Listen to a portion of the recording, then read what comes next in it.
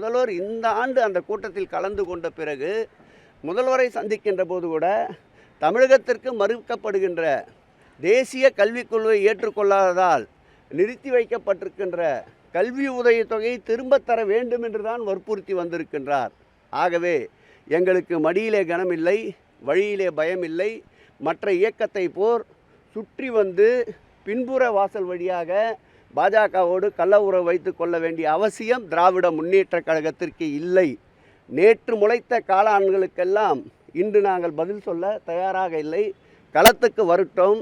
அவர்கள் எந்த வகையில் அடிக்கின்றார்களோ அதைவிட 100 மடங்கு வேகமாக ஒரே அடியில் பிடரியை சிலுக்கின்ற வண்ணம் அடிப்பதற்கு திராவிட முன்னேற்றக் கழகம் களத்தில் தயாராக இருக்கின்றது. ஏதோ ஒரு நாள் அறிக்கையில் ஏதோ ஒரு நாள் ரோட் ஷோ செய்துவிட்டு செல்லுகின்ற முதல்வர்கள் எங்கள் முதல்வர் அனுதினமும் மக்களோடு மக்களாக பயணிக்கின்ற முதல்வருக்கு 2026ஆம் ஆண்டு மகுடம் சூட்ட தமிழக மக்கள் தயாராக இருக்கின்றார்கள். இது போன்ற அறிக்கைகளால் திட்டமிட்டு கட்டமைக்கப்படுகின்ற இந்த கட்டுமானம் கடற்கரையிலே கட்டிய மணல் கோட்டைக்கு சமமானது. இது நிச்சயம் தகர்க்கப்படும், தகர்த்தெறியப்படும்.